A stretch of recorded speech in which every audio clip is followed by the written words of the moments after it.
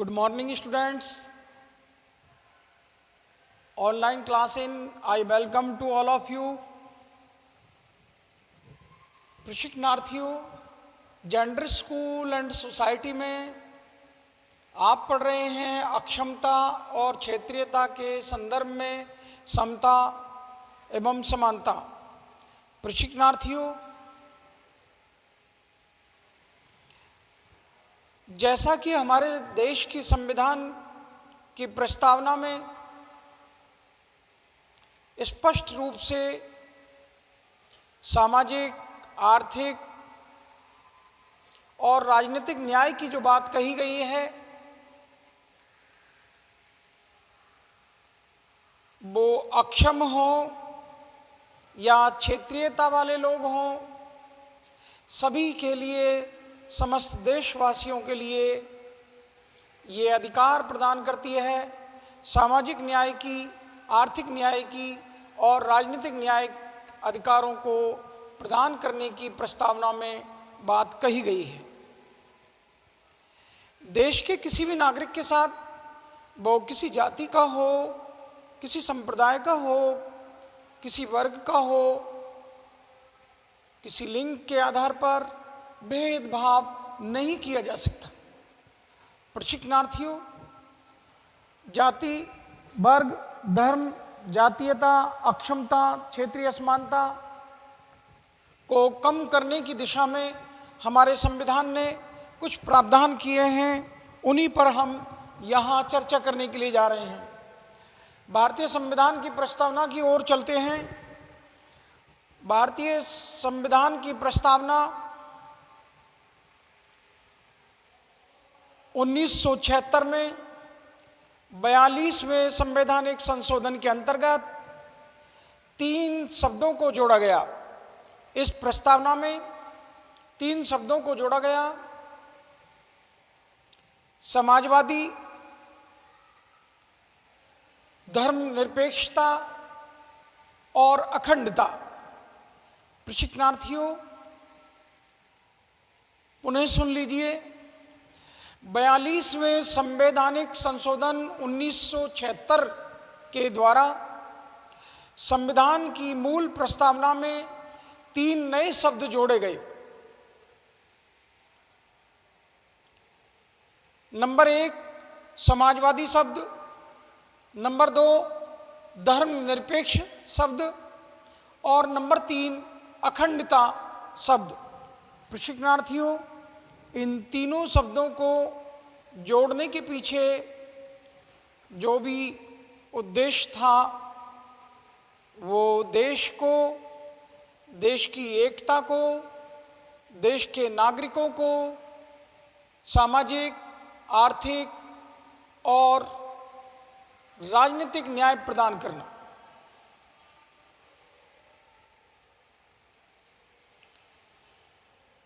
प्रशिक्षणार्थियों, संविधान की प्रस्तावना की ओर चलते हैं। संविधान की प्रस्तावना में हम भारत के लोग भारत को एक संपूर्ण प्रभुत्व संपन्न, समाजवादी, धर्मनिरपेक्ष, लोकतंत्रात्मक गणराज्य बनाने के लिए तथा उसके समस्त नागरिकों को न्याय, सामाजिक, आर्थिक, राजनीतिक, विचार, अभिव्यक्ति और विश्वास, धर्म और उपासना और स्वतंत्रता, प्रतिष्ठा और अवसर की समता प्राप्त करने के लिए तथा उन सब में व्यक्ति की गरिमा और राष्ट्र की एकता और अखंडता सुनिश्चित करने वाली बंधुता बढ़ाने के लिए दृढ़ संकल्प होकर अपनी इस संविधान सभा में आज तारीख 26 नवंबर 1949 को एतद द्वारा इस संविधान को अंगीकृत, अधिनियमित और आत्मार्पित करते हैं। प्रशिक्षणार्थियों, आज अगर आप लोगों ने इस संविधान की प्रस्तावना को समझ लिया तो आप एक ऐसे देश का निर्माण करेंगे जिसकी 26 जनवरी 1950 को कल्पना की गई थी और उसके बावजूद लोगों के बीच में ये दूरियां, अमीरी और गरीबी की खाई, जातिवाद की खाई, क्षेत्रवाद की खाई, भाषावाद की खाई, नस्लवाद की खाई, धार्मिकता की खाई और संप्रदायवाद की ये खाई चौड़ी होती चली गई है।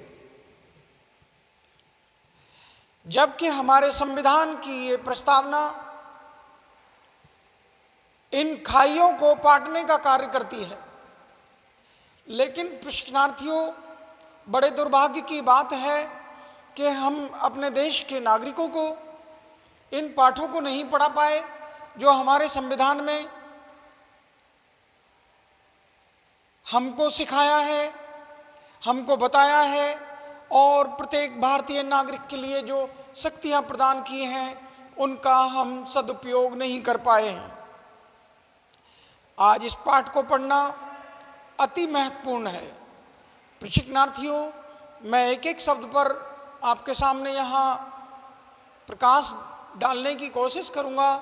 आप सुनिएगा, समझिएगा, क्योंकि देश के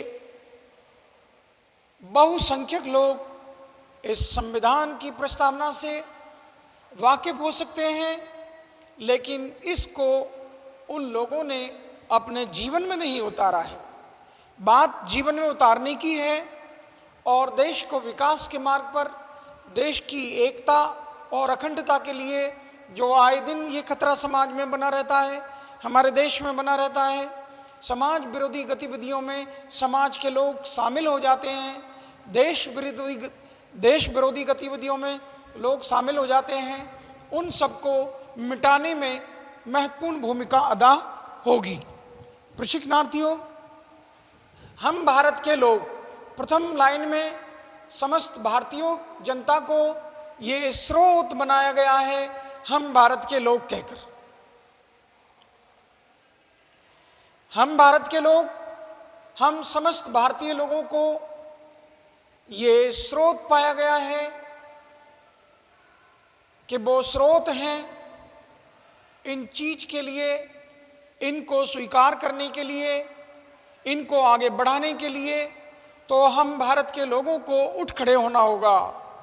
नंबर 2, भारत को एक संपूर्ण प्रभुत्व संपन्न, कितनी अच्छी पंक्तियां हैं, संपूर्ण प्रभुत्व संपन्नता से संबंध है देश की संप्रभुता। और कोई भी राष्ट्र संप्रभु राष्ट्र तब बनता है जब उसके पास शक्ति हो, पावर हो, और वो पावर का प्रयोग अपने आंतरिक मामलों में और बाह्य मामलों में अपनी शक्ति का प्रयोग कर सकता हो। स्पष्टीकरण और कर दूं, संप्रभुता से संबंध इस बात का है कि कोई भी देश संप्रभु देश वो देश कहलाएगा जिस देश के पास में ये सामर्थ्य हो कि वो अपनी आंतरिक सुरक्षा कर सकता है और वो बाह्य आक्रमण से भी अपनी सुरक्षा कर सकता है। प्रशिक्षणार्थियों, भारत संप्रभु राष्ट्र है क्योंकि हम अपनी आंतरिक मामलों में भी सुरक्षा कर सकते हैं और बाह्य आक्रमणों का हमने कई बार सामना किया है। चाहे वो 1962 का भारत चीन युद्ध हो, हमने अपनी संप्रभुता को बनाए रखने के लिए जो चीन द्वारा आक्रमण किया गया था उसका प्रतिकार किया, सामना किया, और 1965 में पाकिस्तान के आक्रमण का उसको जवाब दिया, करारा जवाब दिया और उसको परास्त किया। 1971 में पाकिस्तान के 2 टुकड़े भारत पाकिस्तान के दो टुकड़े हो गए। पाकिस्तान का एक हिस्सा बांग्लादेश के रूप में, नए राष्ट्र के रूप में, नए देश के रूप में उभर कर सामने आया। तो 1971 की इनडायरेक्टली, अप्रत्यक्ष जंग में भी भारत ने पाकिस्तान की 90,000 सेना को सरेंडर कराने पर मजबूर कर दिया। भारत संपूर्ण प्रभुत्व संपन्न संप्रभु राष्ट्र है। वो अपनी आंतरिक सुरक्षा कर सकता है और बाह्य आक्रमण का भी सामना करने की क्षमता रखता है। तो इस प्रकार हम भारत के लोग भारत को एक संपूर्ण प्रभुत्व संपन्न समाजवादी शब्द की यहाँ पर जो व्याख्या की गई है, प्रशिक्षणार्थियों, मेरी आवाज़ आपको सुनाई दे रही होगी।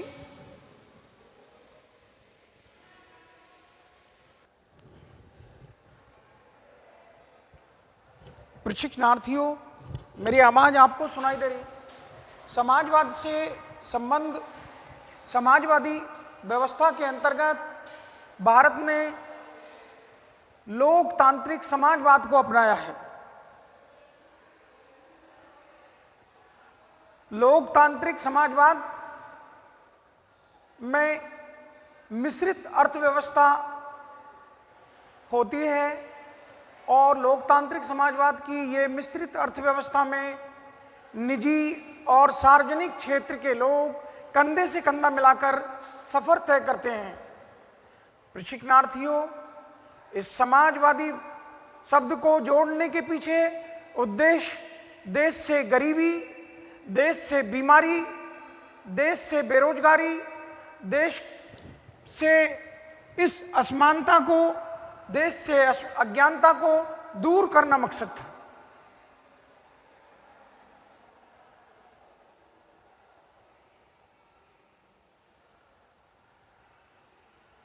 समाजवाद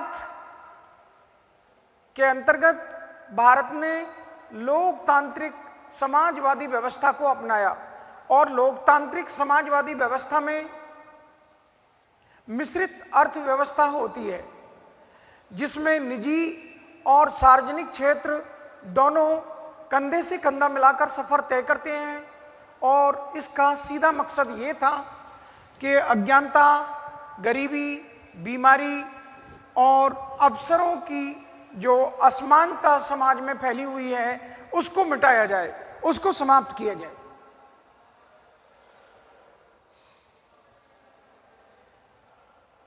उस अज्ञानता को, उस गरीबी को और लाइलाज बीमारियों को, जो बीमारी हैं, और अवसरों की जो समानता प्रदान की गई है, वो समाजवादी व्यवस्था के अंतर्गत की। प्रशिक्षणार्थियों, अगला शब्द जो जोड़ा गया है वो है पंथ निरपेक्षता। पंथ निरपेक्षता से संबंध ये है कि राज्य का अपना कोई धर्म नहीं होगा। इससे अर्थ ये ना लगाया जाए कि राज्य विधर्मी है, राज्य अधर्मी है, राज्य पंथ निरपेक्ष है।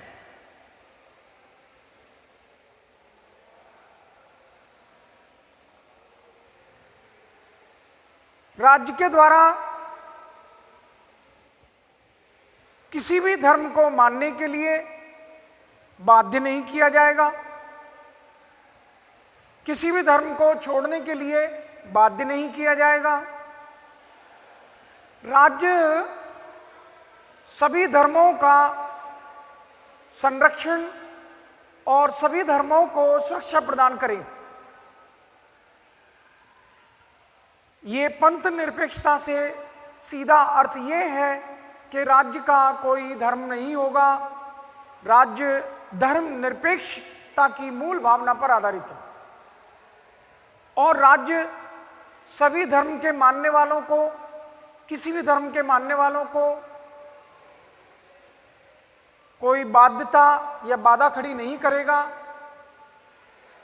क्योंकि राज्य का अपना कोई धर्म नहीं है। ये धर्मनिरपेक्ष शब्द के अंतर्गत, ये पंथ निरपेक्ष शब्द के अंतर्गत राज्यों को निर्देशित किया गया है कि वो सभी धर्मों को संरक्षण प्रदान करें, सभी धर्मों को सुरक्षा प्रदान करें। तो धर्मनिरपेक्षता से सीधा अर्थ निकलता है कि आप किसी भी धर्म के मानने वालों को उनके धर्म के मानने से रोक नहीं सकते, आप किसी को बाध्य नहीं कर सकते। ये संविधान की मूल प्रस्तावना में ये शब्द निहित है पंथ निरपेक्षता का। जैसा कि मैं आपको बता चुका हूं कि संविधान के 42वें संशोधन के अंतर्गत 1976 में जो 3 शब्द नए गढ़े गए वो यही हैं समाजवादी, धर्मनिरपेक्षता और अखंडता। प्रशिक्षणार्थियों, लोकतंत्रात्मक देश में लोकतंत्र को अपनाया गया है और लोकतंत्र में एक संवैधानिक सरकार होती है, चुनी हुई सरकार होती है, जिनको जनता के द्वारा शक्ति प्रदान की जाती है, जनता के द्वारा उस सरकार का चयन किया जाता है, जनता के द्वारा सरकार का चुनाव होता है।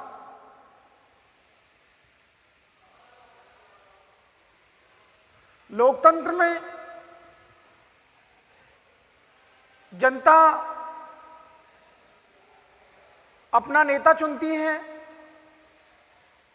और जनता को मत देने का अधिकार प्राप्त होता है और वो अपनी इच्छा के अनुरूप किसी भी सरकार का चयन कर सकती है।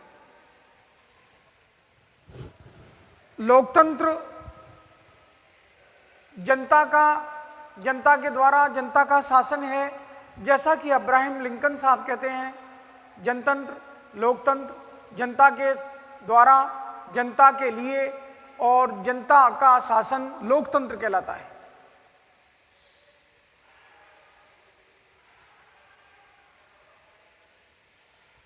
प्रशिक्षणार्थियों, लोकतंत्र के साथ एक शब्द और जोड़ा गया है, गणराज्य। गणराज्य में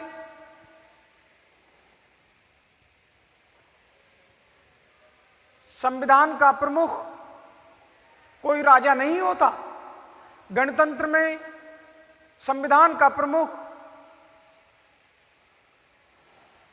निर्वाचन के माध्यम से संसद और विधानसभाओं के प्रतिनिधियों के द्वारा चुना गया व्यक्ति राष्ट्रपति होता है, वो संविधान का मुखिया है। तो गणतंत्र की ये खूबसूरत परिभाषा, जिसमें सर्वोपरि राष्ट्रपति होता है, ना कि कोई राजा। तो ये गणतंत्र शब्द का प्रयोग किया गया और आगे उसके समस्त नागरिकों को न्याय, सामाजिक, आर्थिक और राजनीतिक तीनों प्रकार के न्याय की जो बात कही गई है, सामाजिक न्याय से संबंध है, समाज में समरसता और सभी जन के हिताय, सभी जन के लिए सुखाय की बात संविधान में कही गई है। सर्वजन हिताय, सर्वजन सुखाय पर यह है हमारी सामाजिक व्यवस्था, जिसमें कोई भेदभाव ना हो और आर्थिक रूप से उस गरीबी और उस अमीरी के बीच की खाई को पाटने के लिए, लोगों को आर्थिक रूप से संपत्ति का समान रूप से बंटवारा करने के लिए,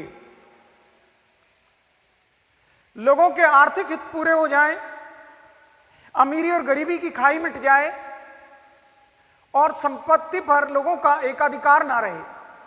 इसलिए आर्थिक शब्द को जोड़ा गया और राजनीतिक शब्द से ये है कि राजनीतिक क्षेत्र में सभी की समान भागीदारी, अर्थात राजनीतिक स्वतंत्रता, कि लोग राजनीतिक रूप से अपनी भागीदारी निभाएं, वो चुनाव लड़ें और राजनीतिक रूप से राजनीतिक शक्तियों का प्रयोग करें।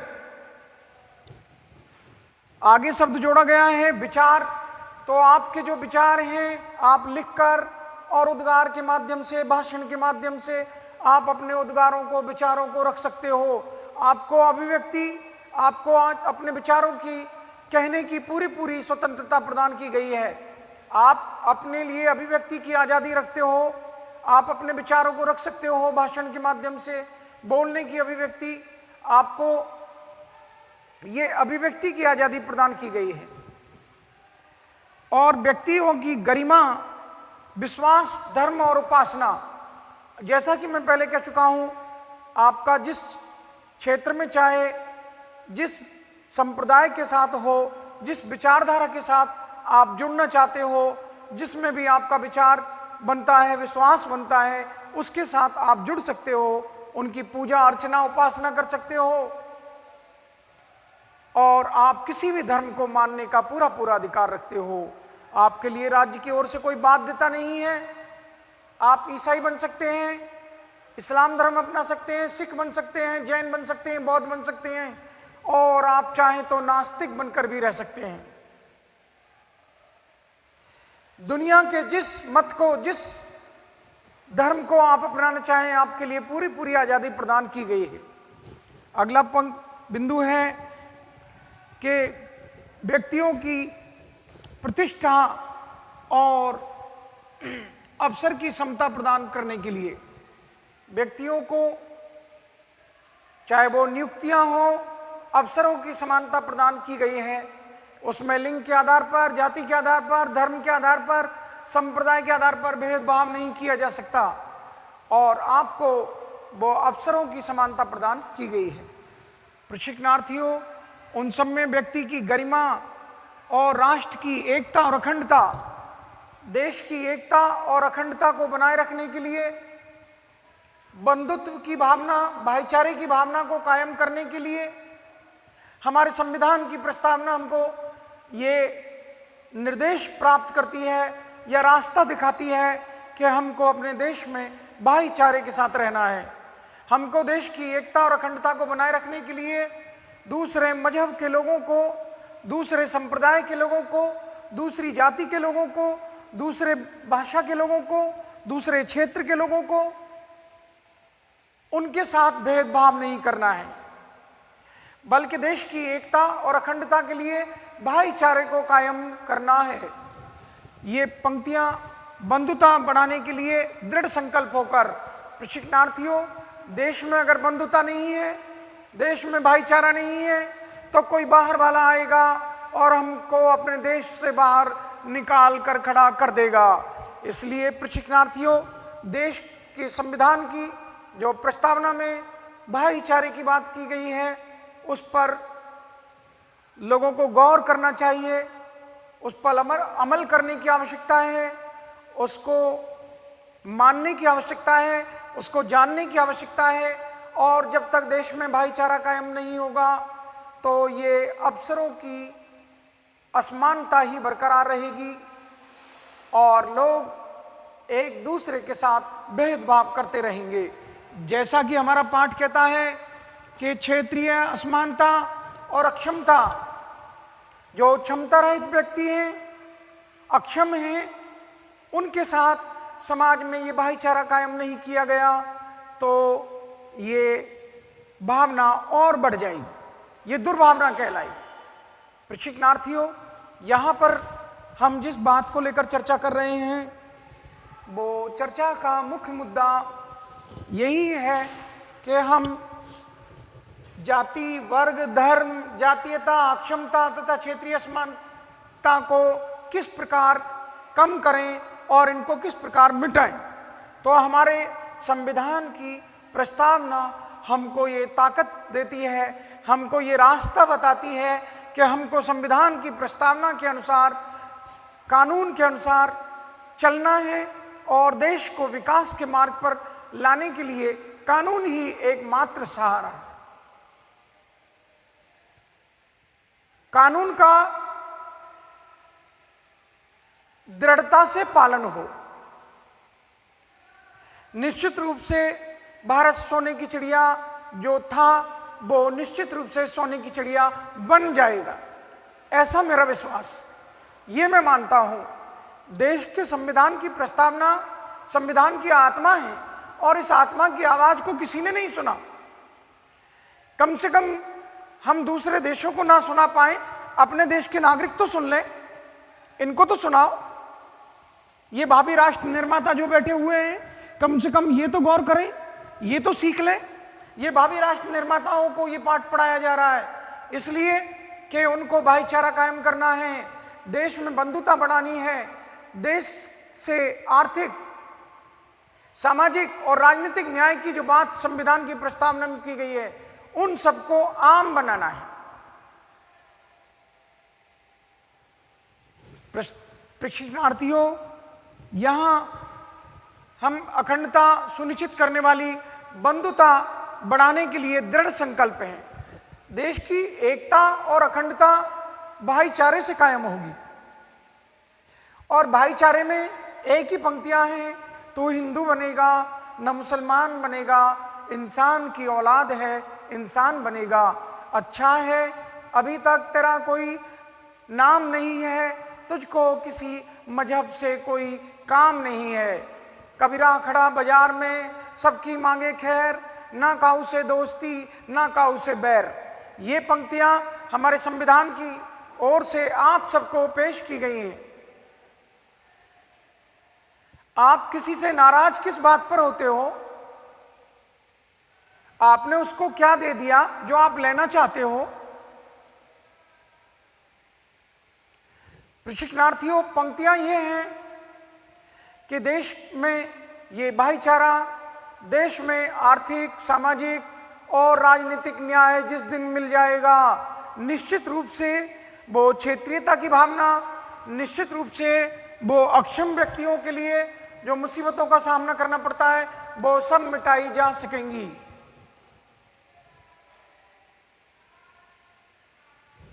प्रशिक्षणार्थियों, यहां पर देश की संविधान की इस प्रस्तावना के बारे में अभी चर्चा, तो संविधान सभा में आज तारीख 26 नवंबर 1949 को संविधान के निर्माण की प्रक्रिया जो शुरू की गई थी, एतद द्वारा इस संविधान को अंगीकृत, अधिनियमित और आत्मार्पित करते हैं।